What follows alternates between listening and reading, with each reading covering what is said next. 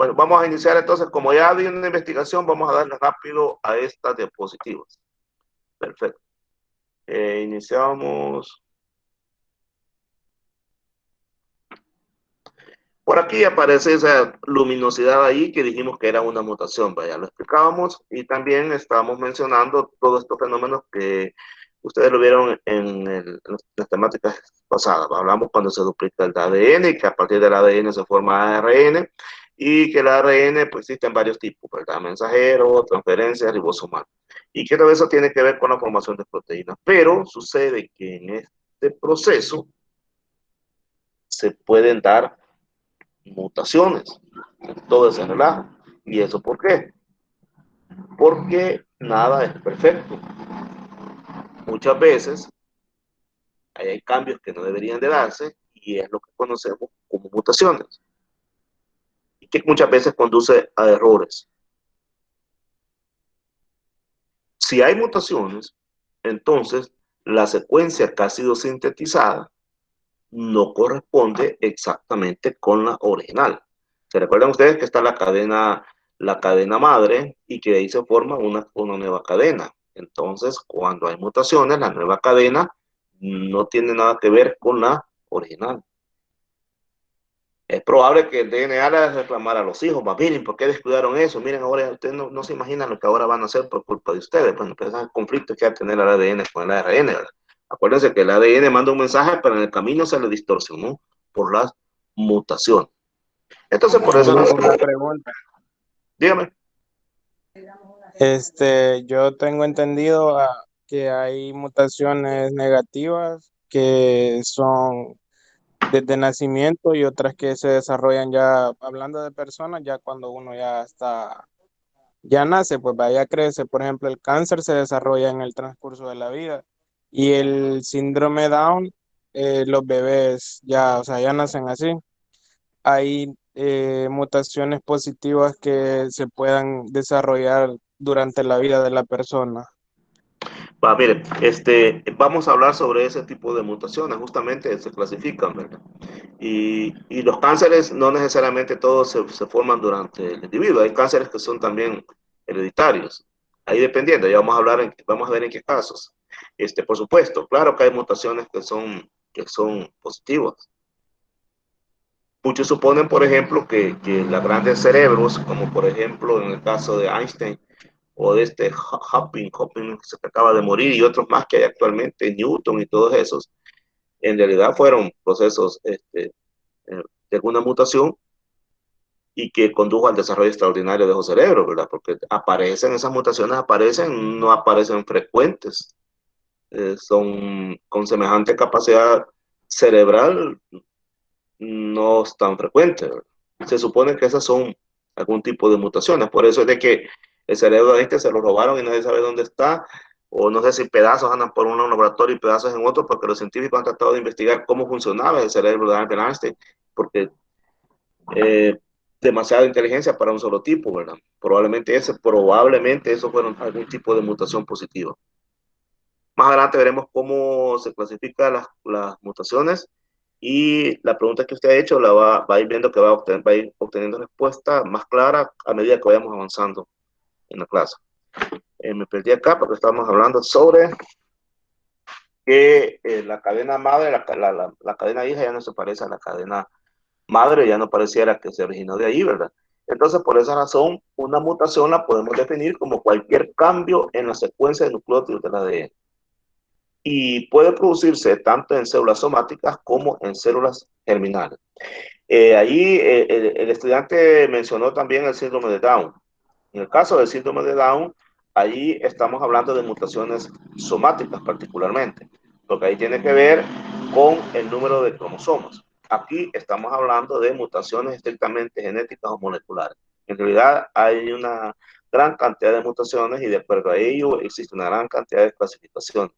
Vamos a abordar esas clasificaciones en los próximos minutos. Dice que justamente mira, algunos autores tipifican a los cambios cromosómicos como mutaciones cromosómicas.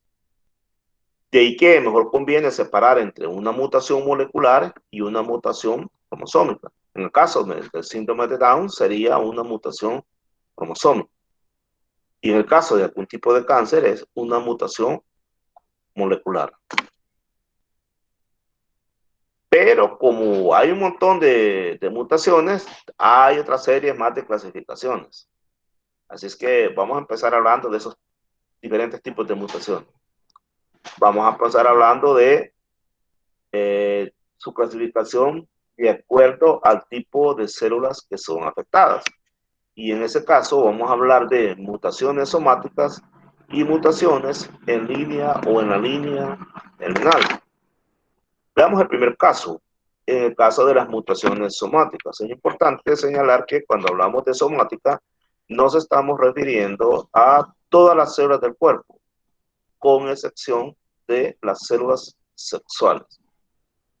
Es decir, con la excepción de los gametos, es decir, espermatozoides y óvulos. Y todas son células somáticas. Vea si usted su cuerpo, todas sus células son somáticas, a excepción de sus células sexuales. Entonces hay mutaciones que se dan en esas células somáticas y las vamos a llamar mutaciones somáticas. Obviamente, como son somáticas, se tienen que dar en tejidos somáticos, en la piel, en los huesos, en la sangre, en los músculos. Y veamos este diagrama. Observen, una célula normal. Y normal todo. Pero de repente, acá, esta es la célula madre.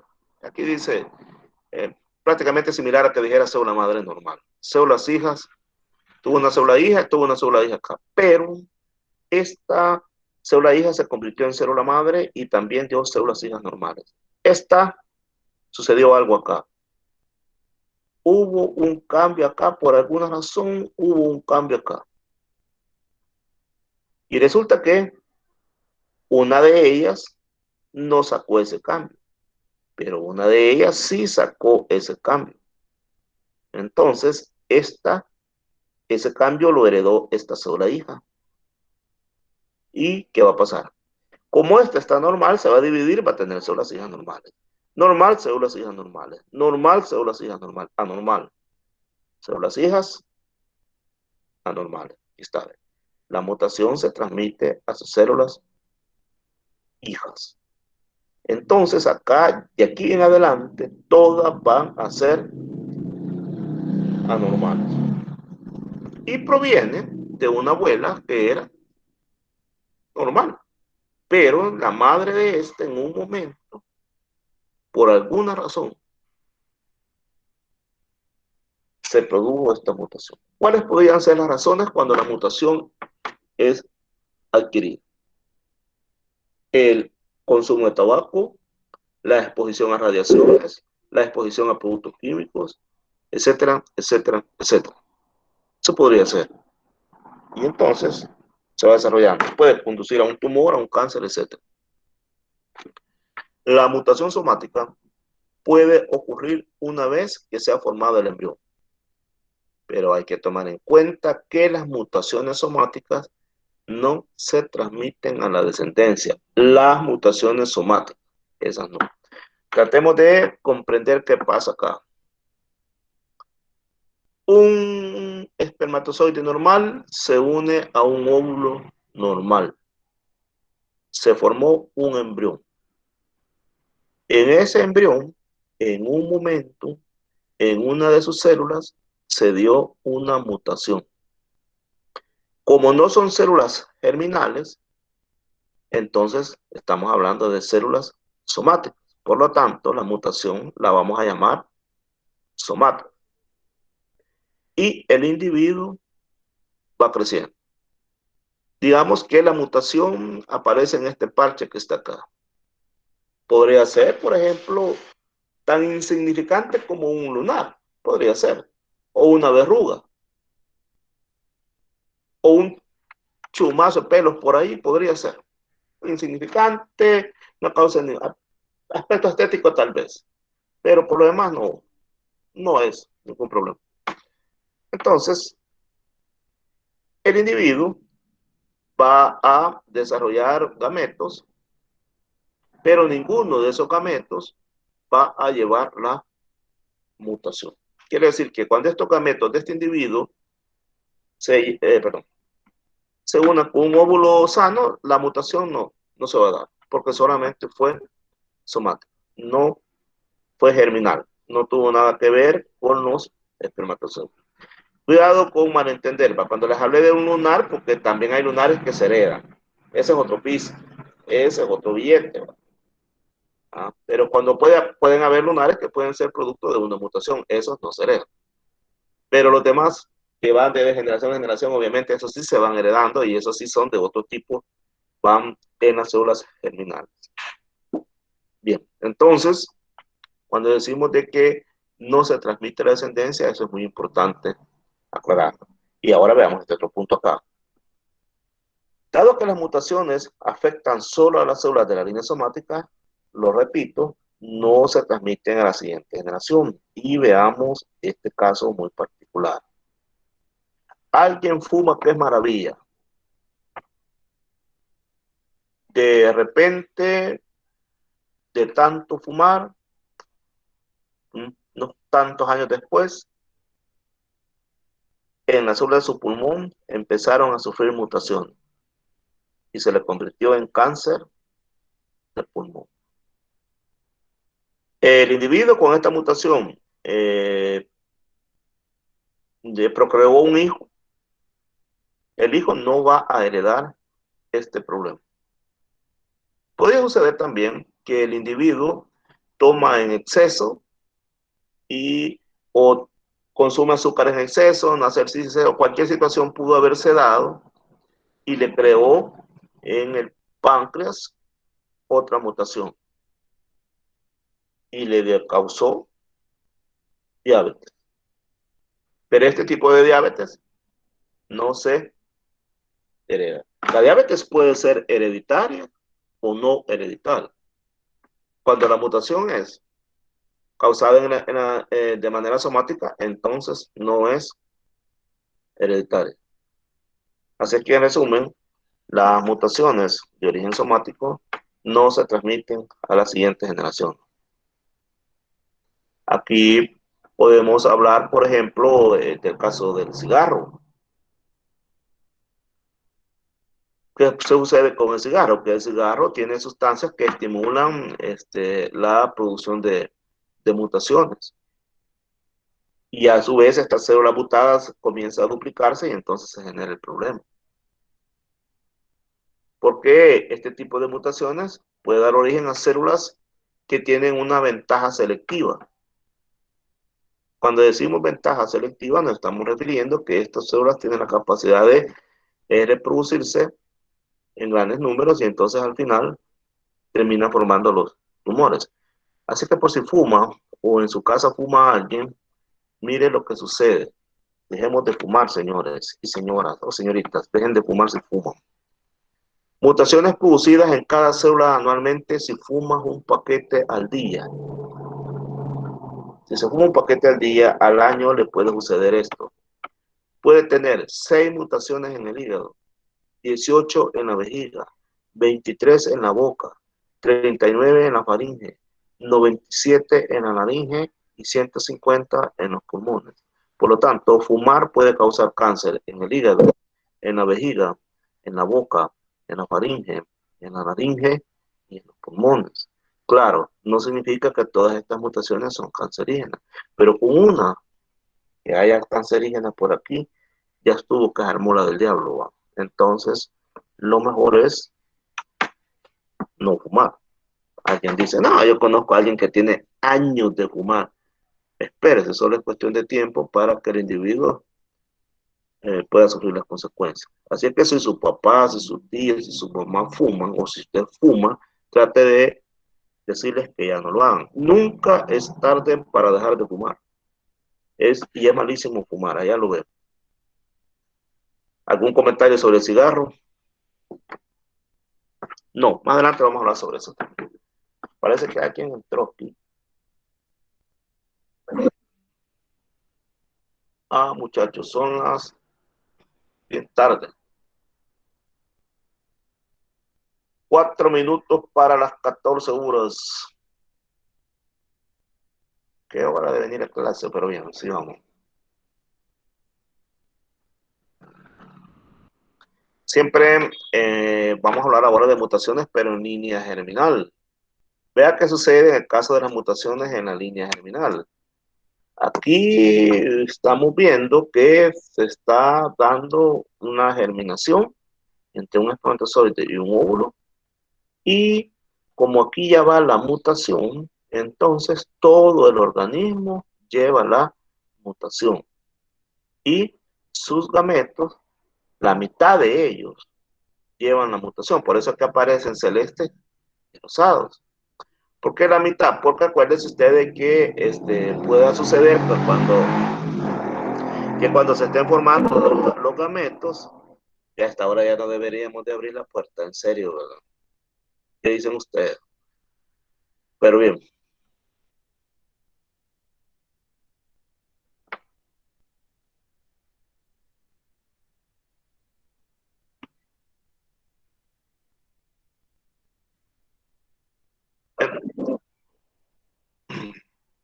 wow.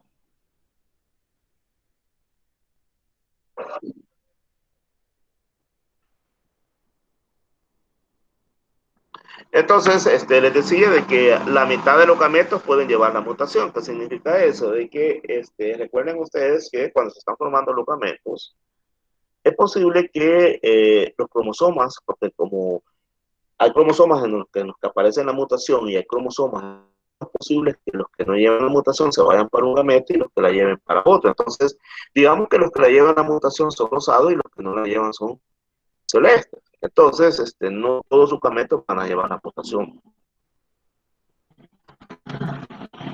Bien, ya dijimos de que afecta a las células productoras con gametos y entonces los gametos obviamente van a salir con mutaciones. Esas mutaciones se transmiten a la siguiente generación. Y aquí estamos comparando las mutaciones somáticas y las germinales. Veamos, aquí está el individuo y veamos su descendencia. Si el individuo tiene una mutación somática, entonces su hijo no va a heredar esa mutación. Pero ¿qué sucede si el individuo tiene mutaciones germinales? Es decir, mutaciones que están a nivel de sus gametos. En este caso, como es un macho, entonces a nivel del espermatozoide. Ahí puede tener dos vías, que la progenie, o sea, que sus hijos sean normales o que sean mutantes. Y aquí sí se hereda. Pero aquí, ¿por qué no lo heredó? No lo hereda allí por aquello de que recuerden que lo que se da durante la meiosis, que los cromosomas, uno agarran por un lado y otro para otro lado, y es probable entonces que la mutación, los cromosomas que llevan la mutación se vinieron con el espermatozoide que formó este niño, y las mutaciones que no llevan la mutación, se fueron en el espermatozoide que contribuyó a formar este otro niño, esta otra descendencia. Entonces, por esa razón es que existen dos posibilidades. Hay una mutación que se conoce con el nombre de mutación de novo o mutación nueva. En este caso, aparece por primera vez en una familia. No hay antecedentes ni en los padres, ni en los abuelos, ni en los tatarabuelos sobre esa alteración genética. Y cómo se dan es el resultado de una mutación nueva en una célula germinal de los padres, ya sea en el óvulo o en el espermatozoide, o incluso puede darse durante la formación del cigoto. Entonces estas se conocen como mutaciones de novo. De repente se pueden dar. De repente se pueden dar y no hay antecedentes de esa mutación. Aquí vamos a comparar mutaciones heredadas y mutaciones de novo. Me gustaría que ustedes mejor lo traten de entender ustedes y después lo discutimos. Así que lo vamos a ver así despacio. Vamos a comparación mutaciones heredadas y de novo. Y entonces me gustaría que por favor veamos esto. Miren las heredadas. El que tiene la mutación es el que está en negro. El macho, este es la hembra, este es un bebé. Vea lo que hizo acá. Él, el padre, pero puro ser la madre, no importa. En este caso se puso al padre. El padre transmitió la herencia a la descendencia. ¿Qué pasó acá? Ni el padre ni la madre tienen nada, están sanos, pero el mono, quiero decir, el niño salió con una mutación, pero aparentemente no tienen nada porque se ven normales. Sin embargo, vea lo que dice acá. Por ejemplo, hablamos siempre del padre. pudo haber sufrido una mutación en alguno de los gametos, por ejemplo, en este caso como el padre en el espermatozoide, que transmite la descendencia. Él, tranquilo, pero sus espermatozoides de repente sufrieron una mutación y la transmitió a los hijos. Y en este caso, ¿qué sucede? Igual, pero la mutación no se dio a nivel de los espermatozoides, sino que, o de los óvulos, sino que se dio cuando se formó el cigoto. Entonces, en este caso, ¿qué tipo de mutación sería esta? ¿Cómo la clasificarían? ¿Somática, germinal o de novo? ¿Cómo la clasificarían esta? Bueno, imagínense que tiene usted tres alternativas, subraya las que considere conveniente. Germinal, va muy bien. ¿Y esta cómo la clasificaría? ¿Somática, germinal o de novo? ¿Cómo clasificaría esta? ¿Somática, germinal o de novo? De novo. Bien, y en esta, ¿cómo la clasificaría? Somática. Somática, vea bien. Las somáticas no se heredan y aquí están heredando. Y entonces, pues, ¿qué sería esta? Germinal. No porque vea lo que dice acá. De novo, Ajá, vaya, mire, que bien importante mencionarlo esto, ¿verdad? Fíjense de que en este caso, es en el cigoto que se da. Ellos están normales, pero se da en el cigoto. Con el cigoto quiere decir cuando se unió el óvulo y se unió el espermatozoide, se formó el huevo. El cigoto es lo mismo que el huevo. Es más, aquí lo ponen con Z. Aquí escriben con Z cigoto y a veces se encuentra con C. No importa. O sea que esa podría ser como el síndrome Down. En este caso, lo que sucede, bueno, veámoslo de esta manera. En el caso del síndrome de Down, lo que sucede es que en el caso de la madre ya tiene un cromosoma extra, que es el 21. Creo que es el 21, sí. Entonces, Sí. cuando llega el padre con su 21, entonces se forma la trisomía 21, 321. Y se forma justamente en el cigoto. Sí, podríamos decir que esa mutación es a nivel del cigoto, una mutación cromosómica que se da durante la formación del cigoto. Esto de la clasificación de las mutaciones es bien complejo, porque a veces hay que unir conceptos de un tipo y de otro tipo. En este caso particular, muy interesante lo que usted acaba de mencionar, vamos a decir que en el caso de Down es una mutación cromosómica que se da a nivel del cigoto, pero no podemos decir que es de nuevo. En ese caso no podemos decir que es de nuevo, porque ya viene el problema desde la madre. Pero en este caso, fíjese, acá él y ella tranquilos, nada que ver, nada, absolutamente nada. Pero cuando se formó el cigoto, ahí se dio el cambio. O sea que ella aportó un espermatozoide sano, aportó un óvulo sano, pero cuando se juntaron, ¿quién sabe qué pasó allí? Acuérdense, la naturaleza no es perfecta. Algo se cayó allí, se quebró, no sé qué pasó, y se dio una mutación. Por eso se da durante la formación del cigoto. Y en este caso, uno de los progenitores, por ejemplo el padre, sufre una mutación en algunos de los gametos. Entonces, en este caso va a ser, ya el padre sí ya tiene el problema. Entonces, lo va a transmitir. Entonces, en este caso es hereditario. Bien. Le digo una pregunta. Sigamos. Dele, exacto. Como estábamos hablando anteriormente de Albert Einstein, ¿va? Ajá. Bueno, creo que todos conocemos la historia de él, de que cuando estaba niño, él dicen que dejó varias materias. Uh-huh. Que Sí, no podía de matemática. Pero sí, con sí. el pasar de los años, él estuvo, digamos, transformando y se hizo un científico. Uh-huh. Entonces, en esa parte, como dice que es parte de mutación, lo que él pasó, en eso sería una mutación somática o de nuevo. Vaya, muy bien. En el caso de Albert Einstein se supone que fue una mutación que es hereditaria, que no la adquirió allí, de repente se le transformó allí el cerebro y todo lo demás. Lo que pasa es de que, mire, en el caso de los genios, casi todos coinciden en lo mismo. Casi todos los genios pasan por lo mismo, que durante su infancia son bien distraídos. Probablemente eso suceda porque ellos están interpretando el mundo mientras los demás niños andan corriendo y andan jodiendo, perdón el término, disculpen el término, los niños andan fregando por todos lados. Ellos probablemente están interpretando la naturaleza, están haciéndose un montón de preguntas y no están en ese momento como para estar siguiendo normas ni reglas. Normas ni reglas, por ejemplo, mira, aprendete esta lección, mira, resolver este ejercicio. Ellos andan en otra onda. ¿No? La mayoría es bien común que la mayoría de los niños, incluso sin necesidad que lleguen a tener la capacidad intelectual del bienestar, con solo que un niño sobresalga sobre otro. Hay niños que, por ejemplo, los mandan al kinder y les dicen para kinder, no, este niño, mándenlo primero. Los mandan a primero, no, mandémoslo de un solo a tercero. Resulta que en la universidad están de 14 años. Pero vaya a preguntar usted por esos niños, si han tenido un comportamiento igual que el resto de los niños. Es decir, si han sido niños que han jugado como los demás niños, le van a decir que no. La mayoría de las veces le van a decir que no. Aquí hay un programa en la U que se llama Jóvenes Talentos. Ahí está un montón de bichitos que cosas serias para química y matemática y física. Niños, chiquitos. Ahí está el programa. Los fines de semana le dan clases a ellos ahí. Hay programas de eso.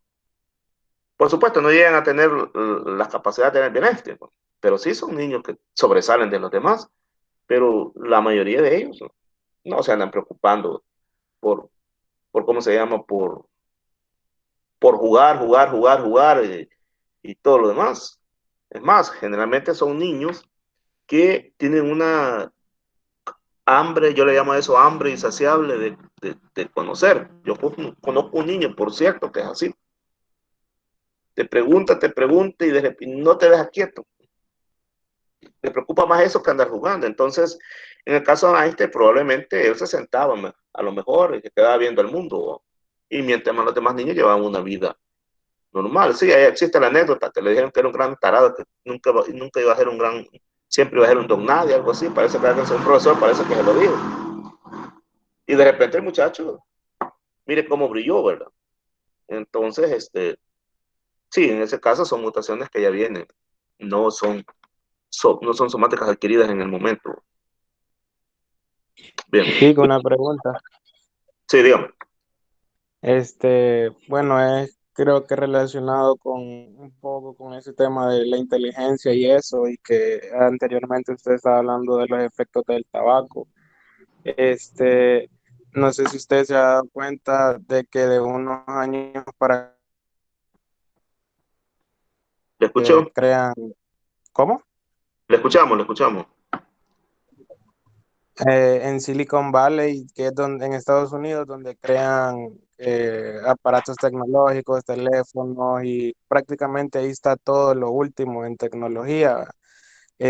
Ahí se han puesto de moda, digamos, una droga o un fármaco que se llama nootrópicos, que se supone que son potenciadores cognitivos y que elevan ciertas cosas del intelecto.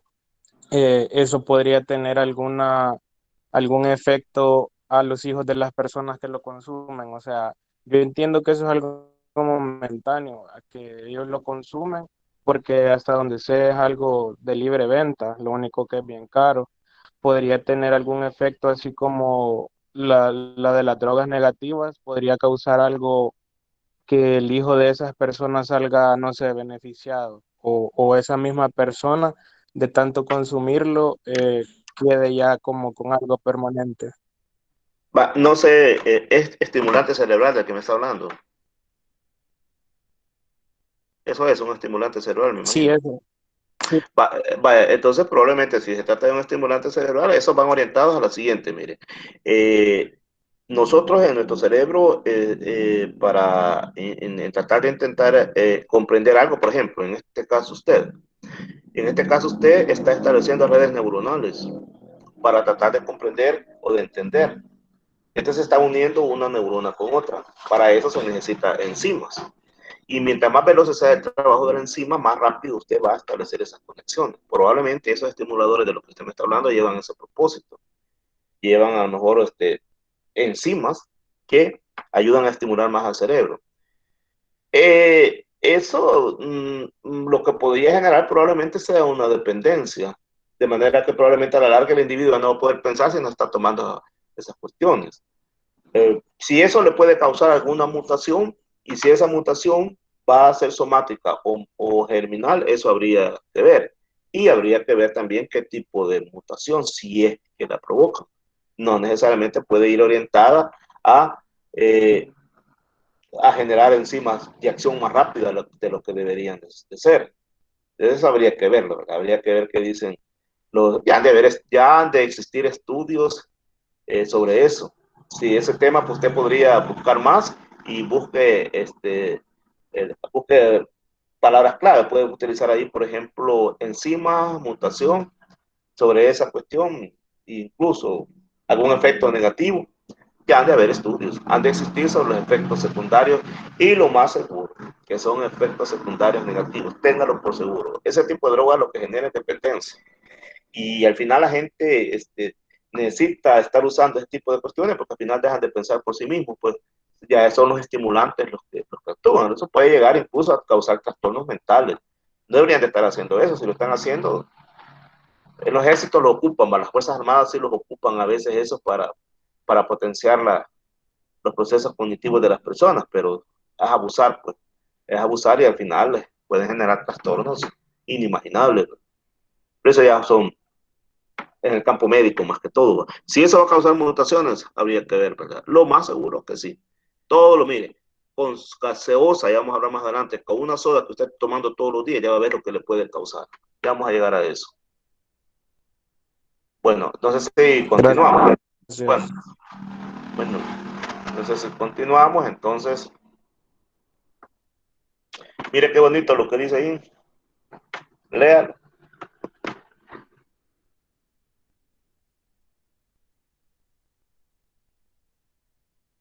O sea, esas mutaciones en líneas germinales esas van pasando, va de generación en generación. Las somáticas esas no van.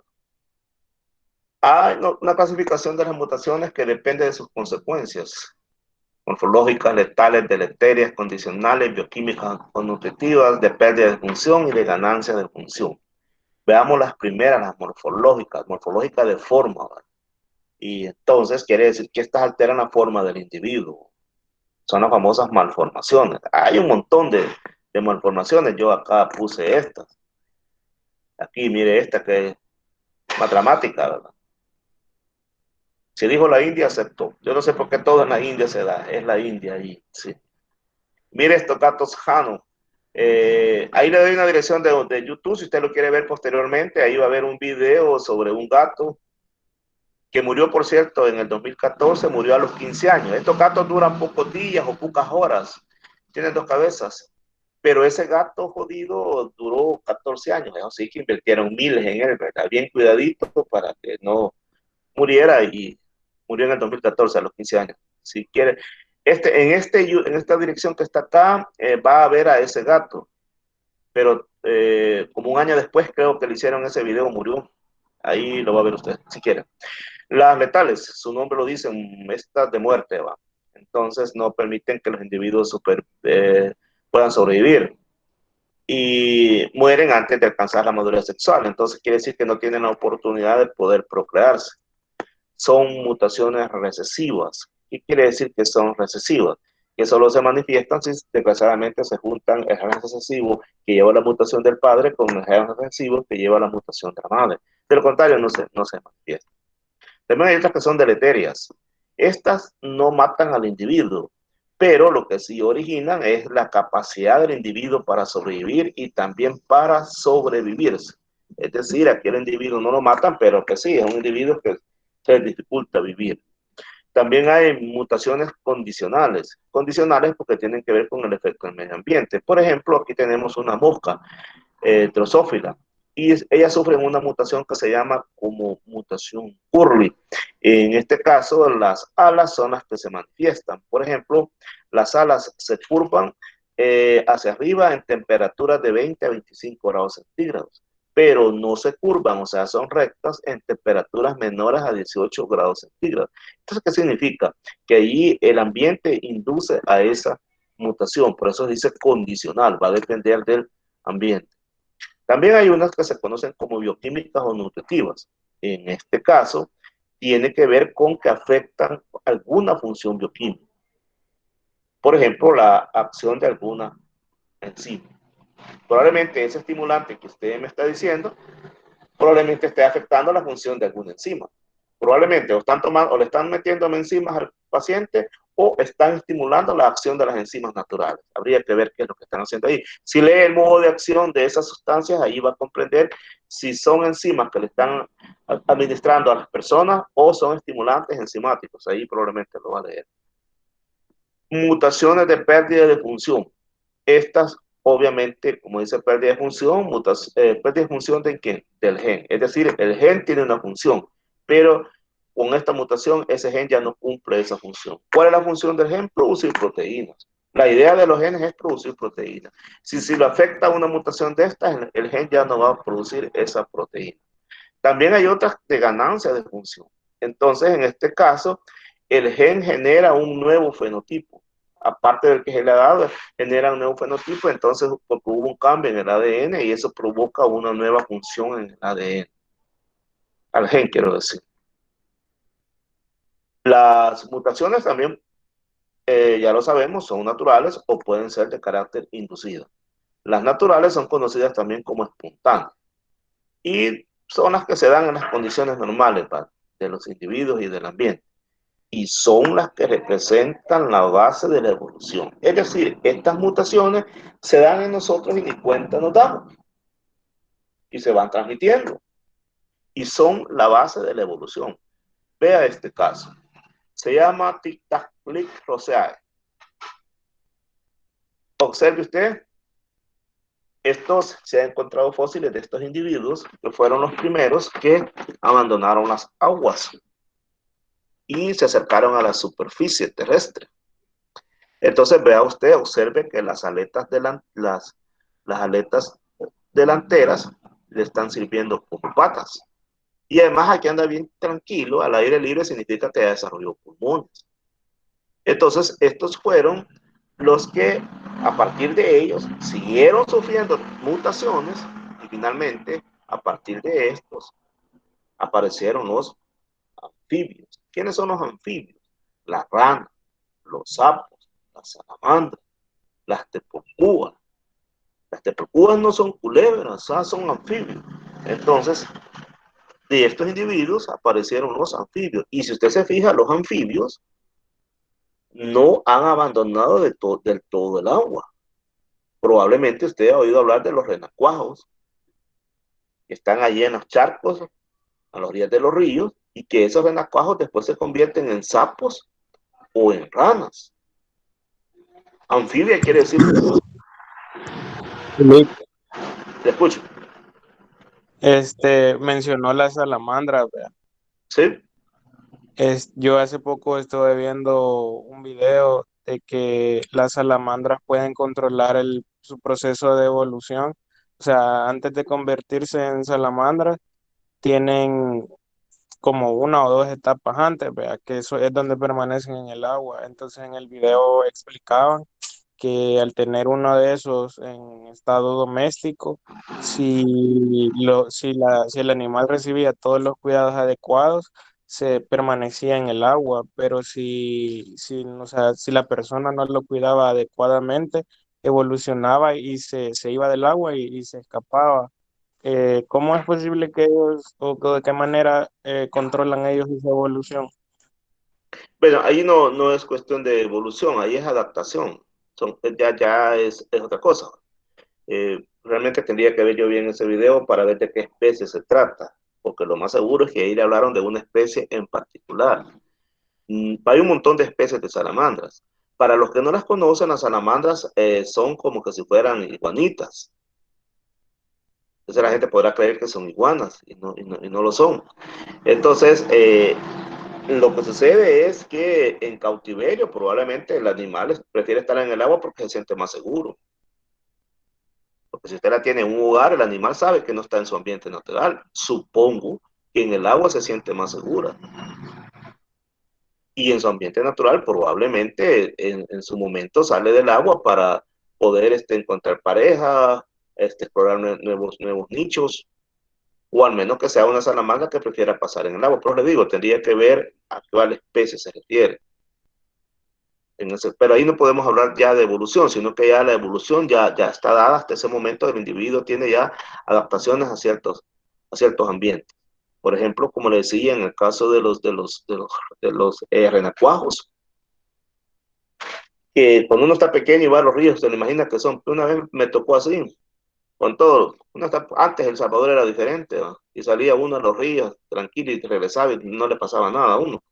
Y allá una vez traía ahí un recipiente con humo, según yo eran pescaditos, y cuando no, me son sapos, entonces, según yo criarlos venía a la casa, y era un montón de renacuajos, entonces ellos ahí andan libremente desarrollándose en el agua, totalmente anfibios, y después se convierten ya en adultos, pero incluso de adultos, si usted se fija, los sapos, las ranas, siempre están cerca de lugares húmedos, y es más, cuando deja de llover, usted no ve sapos, usted no ve ranas. ¿Y qué se hicieron esos animalitos? Bueno, ellos pasan en un estado que se conoce como estivación, porque se van a lugares frescos, lugares húmedos, por ejemplo, los arbañales, debajo de las piedras, donde hay pantes de leña, a veces ahí se les encuentra, entonces esos animales cambian la coloración de su piel, porque iban a pasar varios meses hasta que inicien de nuevo la lluvia. Entonces quiere decir que ellos todavía no han dejado todavía del todo el agua. Y luego le decía que de estos que pasan acá, aparecieron los anfibios, y los anfibios evolucionaron y dieron lugar a los reptiles. ¿Y quiénes son los reptiles? Tortugas, iguanas, culebras, lagartijas, quecos, todos esos son reptiles. Y los reptiles evolucionaron y dieron lugar, por un lado, a las aves y por otro lado, a los mamíferos. Y fíjense que hay un fósil por ahí bien interesante. Este fósil se llama Archaeopteryx. Y observe, watch aquí lo que le voy a mostrar. Ya va a ver qué interesante. Si usted no creía en evolución, creo que a partir de ahora lo va a empezar a sospechar. Quizás es cierta la evolución, porque la gente no cree en esto, ¿no? Pero bueno. Va, mire, observe. Fíjense que esto que usted está viendo acá es un esqueleto petrificado de un animal muy extraño.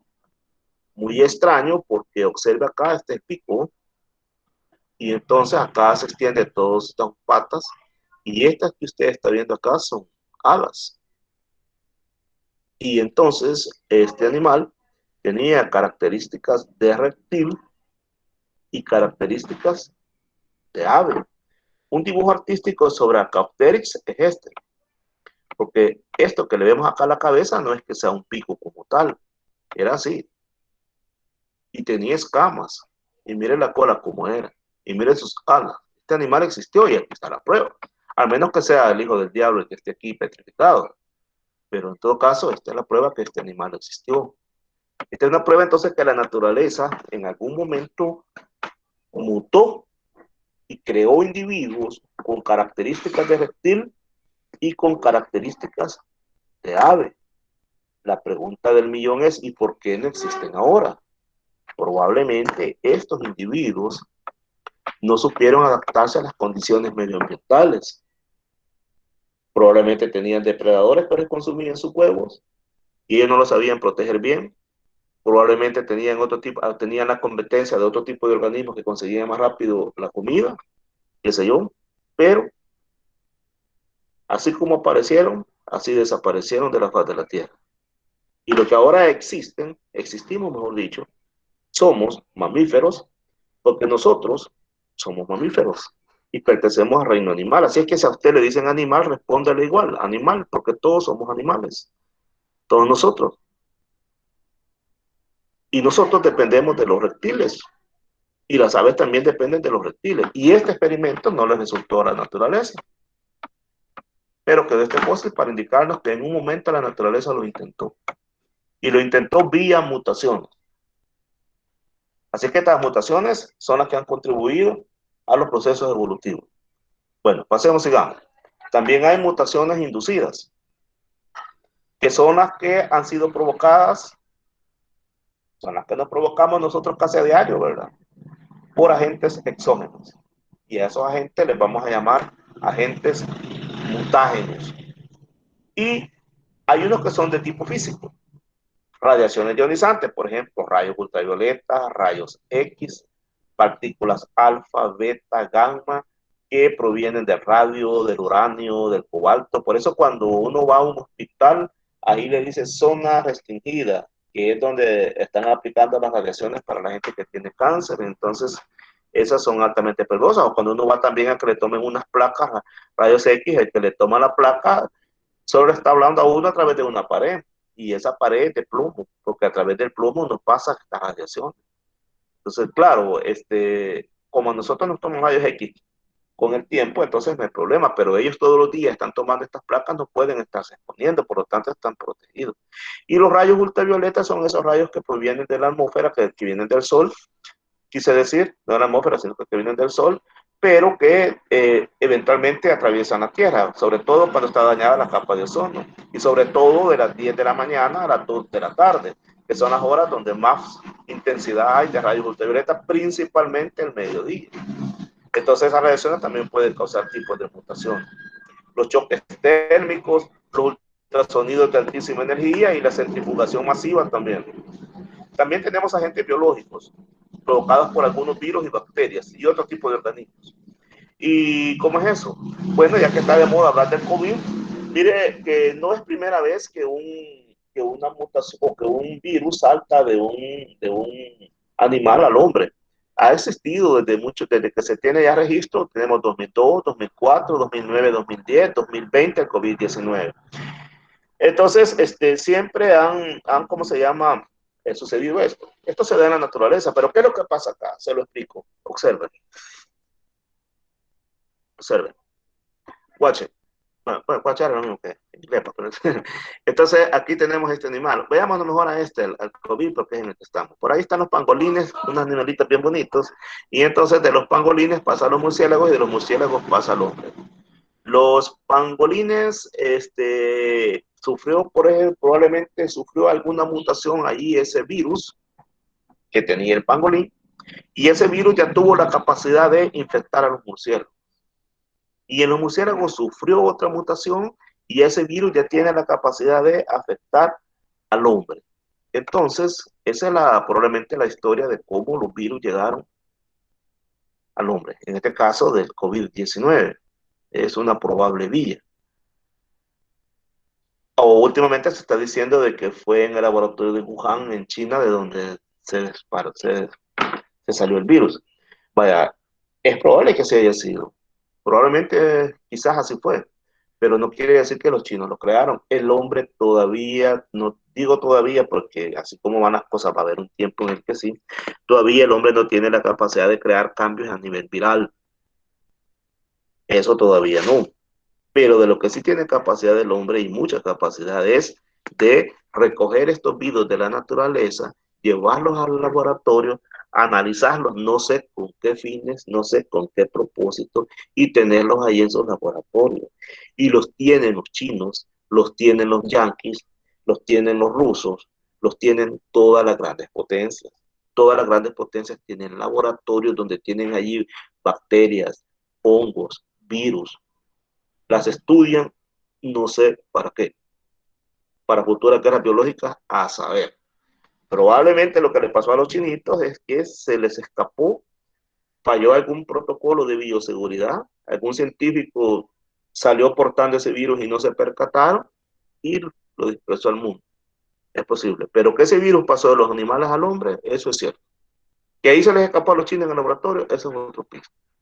¿Y por qué pasó este virus de un animal extraño, el pangolín, al hombre? Tuvo intermediarios que fue el murciélago, porque fue mutando. Mutó para poder incorporarse al murciélago y mutó en el murciélago para poder incorporarse al hombre. Y estas mutaciones se dan en la naturaleza. Quizás son formas en las que la naturaleza mantiene control de poblaciones. Es probable, pero no hay nada seguro de eso. Agentes químicos. Ya esto es importante hablar. Hasta el café le sacaron ya sus mutaciones que inducen mutaciones, al parecer en el páncreas. Hasta el café, la cafeína. Bueno, habría que ver. La formalina, ya la conocemos que es peligrosa. El benzopireno es importante hablar de él. El benzopireno es lo que te tiran los buses, carros, y también cuando estamos asando carne a la parrilla con el metal. Eso también libera benzopireno y en un momento puede causar problemas. El ácido fórmico, el ácido bórico y el ciclamato es importante. El ciclamato es un edulcorante y se une con la sacarina, que es la azúcar de la caña de azúcar, y es lo que le ponen en las gaseosas, en los jugos y todo eso. Está comprobado que induce a mutaciones que pueden provocar un montón de enfermedades. Por eso no se recomienda el consumo frecuente de gaseosa. Yo no le voy a decir que podemos tomar una gaseosa, claro que sí, pero hay personas, peor la Coca-Cola, la que causa adicción, que se toman hasta 3 cocas diarias, entonces no debería de ser así, ¿no? Y un poco más de cigarro.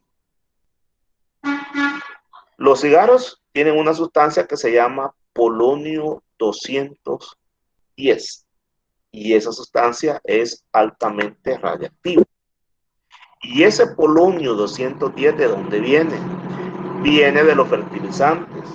O sea, cuando se fertiliza al tabaco, ese tabaco penetra la planta y ahí se queda. Y como usted cuando está fumando lo que está haciendo es quemando las hojas de las plantas, entonces ese gran calor que se da aquí de cuando uno está quemando el cigarro, volatiliza todos los metales radiactivos. Así es que cuidado, cuando uno está fumando o alguien está fumando, ahí está volatilizando. Volatilizando quiere decir que ese montón de metales radiactivos se liberan.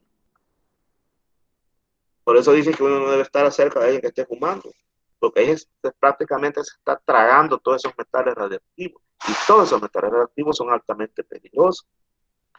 Si bien es cierto que hay filtros y que esos filtros pueden atrapar un montón de carcinógenos químicos, no son efectivos contra vapores radiactivos.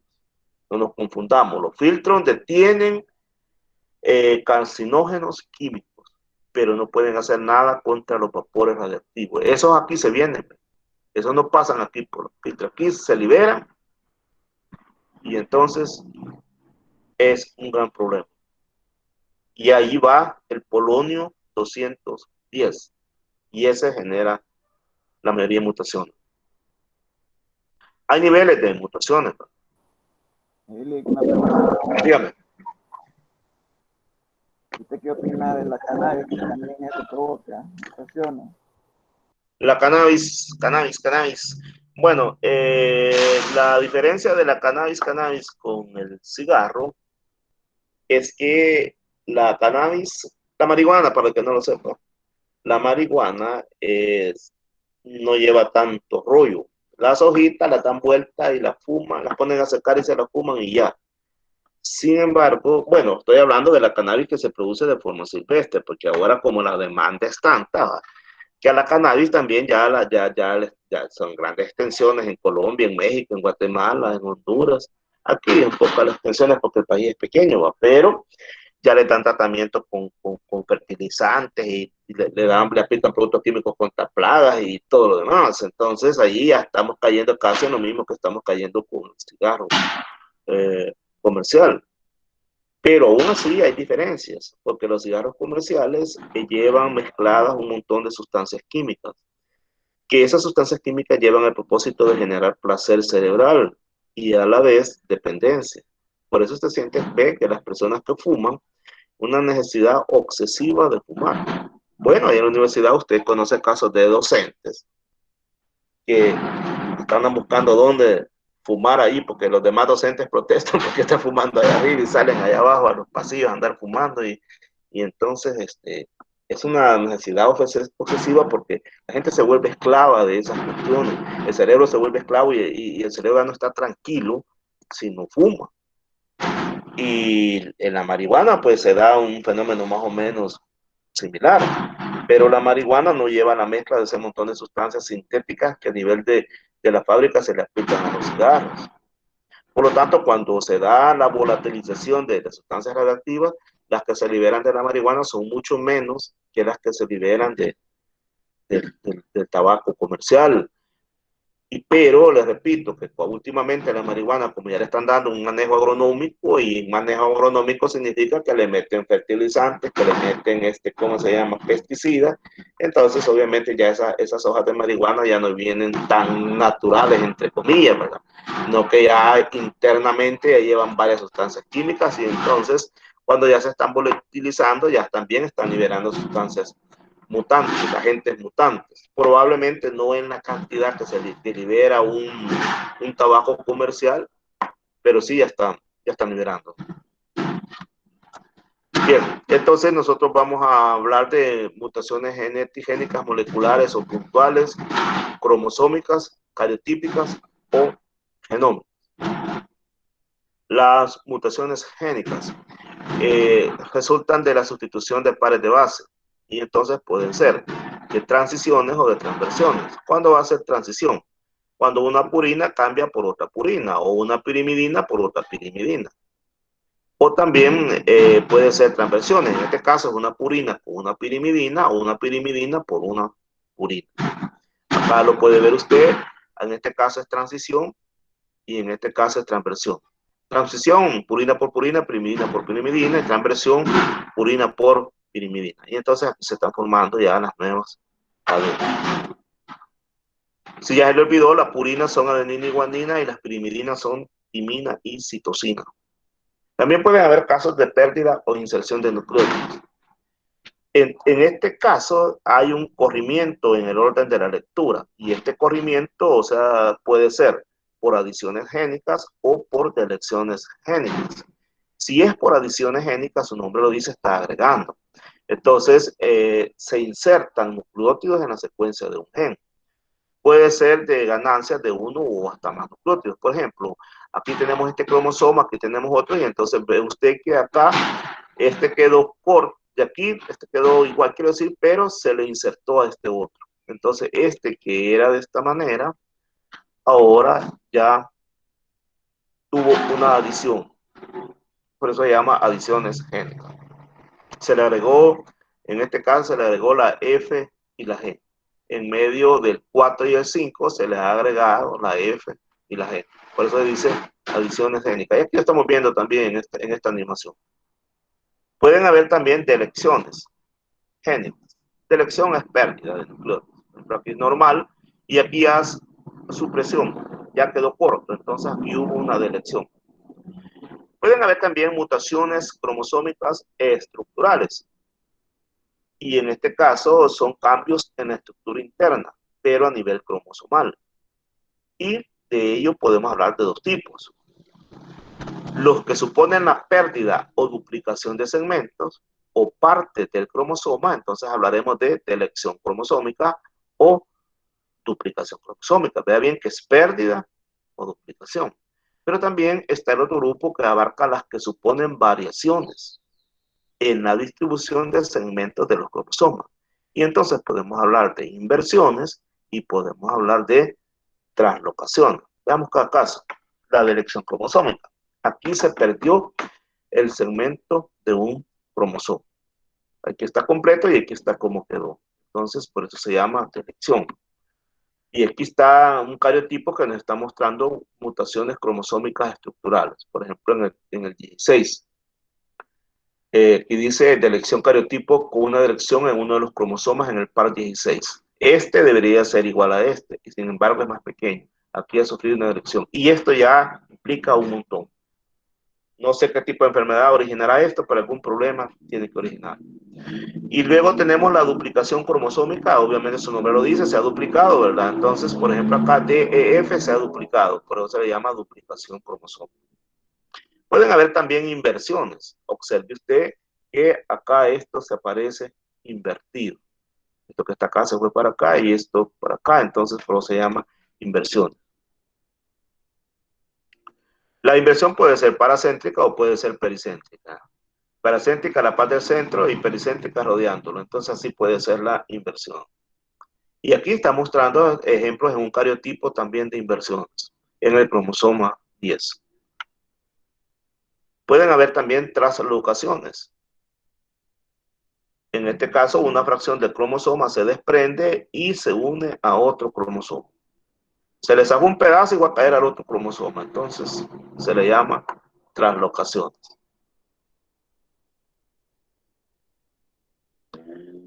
También existen mutaciones cariotípicas o genómicas. Son, en este caso, las que afectan a un número parcial de cromosomas o a todo el genoma. Imagínense, pueden afectar a cierto número de cromosomas o incluso a todo el genoma.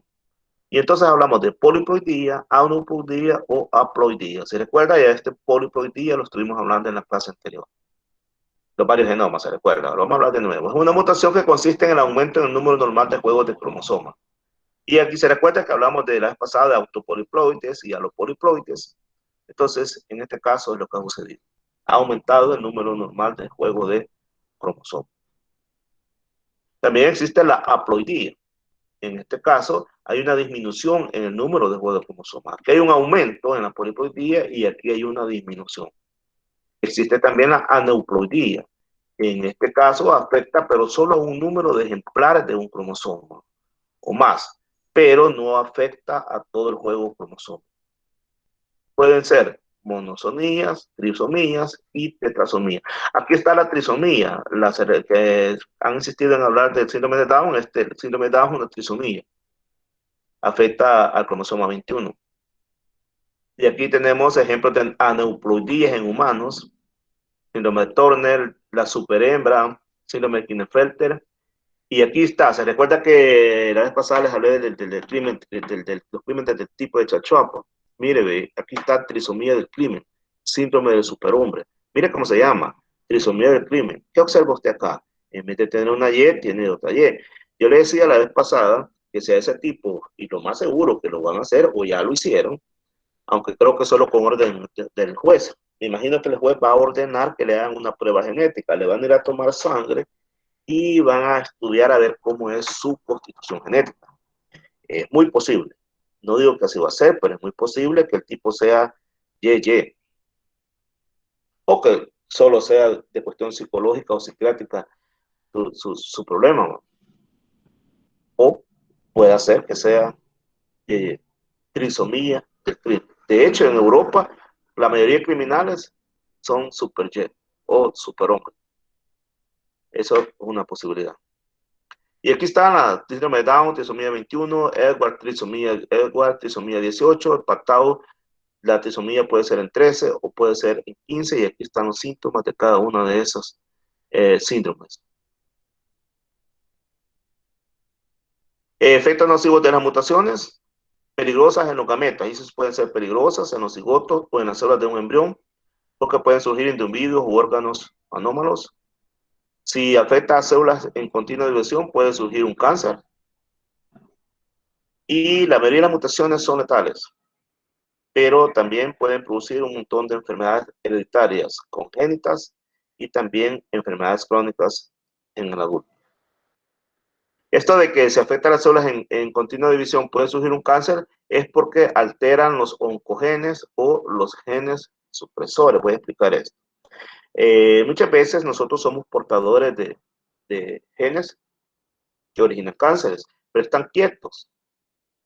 De repente, porque hay genes que lo están suprimiendo, no permite que se active, pero puede haber una mutación que disminuye la acción supresora y entonces el oncogen se activa. ¿Se acuerda por ahí en una de las presentaciones que vimos el modelo del operón? Entonces, en el modelo del operón ahí hablamos de genes supresores. Entonces, muchas veces cuando uno se expone al consumo de medicamentos, de drogas, bueno, de cigarro y todo eso, puede quitarle la actividad, anular la actividad de los genes supresores. Y entonces, si ya no hay genes supresores, entonces los oncogenes se expresan. Se expresan significa que van formando proteínas dañinas o enzimas dañinas y eso va generando un cáncer. Efectos beneficiosos de las mutaciones. Pueden inducir cambios que adaptan a los seres vivos al medio ambiente. Ya lo vimos anteriormente. Por ejemplo, vemos el caso de las plantas. Aquí una planta pues, tiene la capacidad de desarrollar sustancias contra hongos, contra bacterias o de capacidad de repeler insectos. Y entonces, esta planta, esa puede ser que sea, esas mutaciones benéficas las tenga en líneas germinales, y entonces las abejas cuando pasan el polen a la otra planta, entonces van creando esa resistencia también en otras plantas. También cuando se van dispersando las semillas, ya esta planta produce semillas con esas características y entonces se van dispersando. Estas pueden ser mutaciones que se dan, por ejemplo, a nivel de las plantas. Otro ejemplo lo tenemos el gorrión. El gorrión que se adapta, por ejemplo, o colibrí, como les llaman algunos, al estilo de la flor de una planta. Bien diseñada está para que esta ave introduzca su pico hasta adentro y obtenga la miel. Pero al hacerlo también obtiene el polen. Y ese polen va y lo coloca en otra flor, cabalito, y entonces aquí se ha dado lo que se conoce como una coevolución. Coevolución significa que evolucionaron estas para suplir las necesidades de este, y este también evolucionó su pico para adaptarse a la forma de esta flor. Esto se llama una coevolución, cuando dos organismos van evolucionando al mismo tiempo en algo que les conviene. Fin. ¿Preguntas sobre el tema de ahora?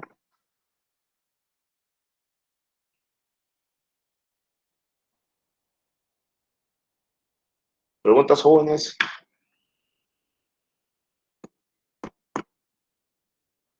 Bueno, el silencio otorga, ¿va? Así es que lo que les digo es que esta clase, ¿cómo se llama? Y aquí va a entrar el examen corto de la próxima, no sé cuándo es, el 7 de junio, eh, sobre este examen, sobre este tema. Así que, ¿cuándo es el parcial? Pregunta Luis Ernesto.